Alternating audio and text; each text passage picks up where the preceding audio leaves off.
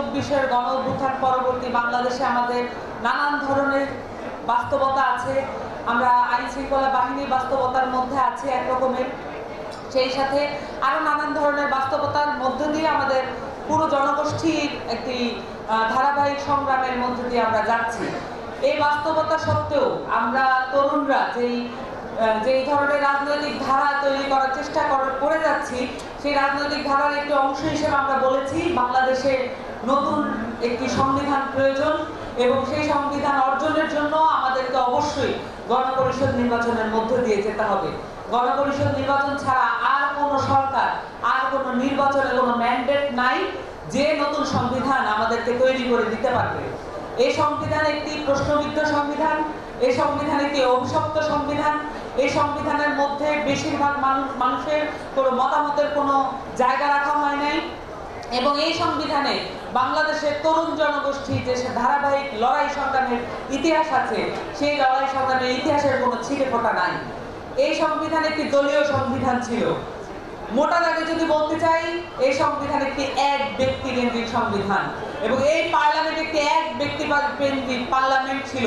এখন যে সচিবালয়, এখন যে মন্ত্রণালয়ে বসে যারা বড় বড় কথা বলছেন, তারা সবাই এই এক দলীয় এবং এক ব্যক্তি কেন্দ্রিক মন্ত্রণালয় এবং সচিবালয় চালিয়ে এসেছেন। এবং আমরা মনে করি এই ধরনের মন্ত্রণালয় এবং সচিবালয়ের মধ্যে যে ধরনের রাজনৈতিক ধারা আছে, সেটাকে বদ দিয়ে আমাদেরকে সার্ভিস পলিটিক্স বা সেবা ভিত্তিক রাজনীতি, দায়িত্বের রাজনীতির কথা বলতে হবে। যদি আমরা তরুণদেরকে নতুন রাজনৈতিক ধারার ক্ষেত্রে আগ্রহী করতে চাই, তাহলে অবশ্যই এখানে যে পাওয়ার পলিটিক্স আছে, যে মাসল পাওয়ার পলিটিক্স আছে, যে শোডাউনের পলিটিক্স আছে, সেটাকে পরিবর্তন করে অবশ্যই এখানে দায়িত্বের রাজনীতির কথা আমাদেরকে বলতে হবে।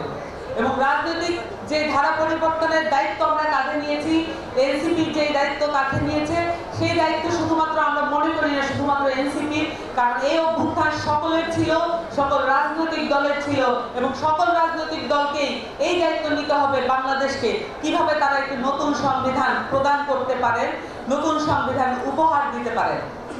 এই দায়িত্বকে অস্বীকার করতে পারবেন না, কারণ আমাদের উপরে গুরু দায়িত্ব আছে। আমরা দেখেছি ঐক্যমত্য কমিশনে অনেকেই গণপরিষদ নির্বাচনের বিরোধিতা করছে, কিন্তু আমরা পরিষ্কার করে বলতে চাই, গণপরিষদ নির্বাচন ব্যতীত বাংলাদেশে আর কোনো নির্বাচন বাংলাদেশে এই গণ অভ্যুত্থানের ম্যান্ডেট ধারণ করবে না। শুধুমাত্র গণপরিষদ নির্বাচনের মাধ্যমেই বাংলাদেশে যে নতুন রাজনৈতিক ধারা, যেটা আমরা বলছি যে আমাদের জন্য প্রয়োজন, সেই রাজনৈতিক ধারার দিকে আমরা এগিয়ে যেতে পারবো। গণপরিষদ নির্বাচন কোনো কঠিন বিষয় নয়। বাংলাদেশে যখন সোশ্যাল মিডিয়া ছিল না, বাংলাদেশে যখন এই আধুনিক কলকব্জা ছিল না, আধুনিক প্রযুক্তি ছিল না, তখনই বাংলাদেশে 1970 সালে গণপরিষদ নির্বাচনে ছাত্র জনতা, শ্রমিক, কৃষকের হাত ধরে এসেছিল। তাহলে এখনকার যে আধুনিক প্রজন্ম, তারা এই গণপরিষদ বুঝবে না, এটা বলে আমাদের দেশের মানুষকে জাতিগত একটি অপমান করা হয়।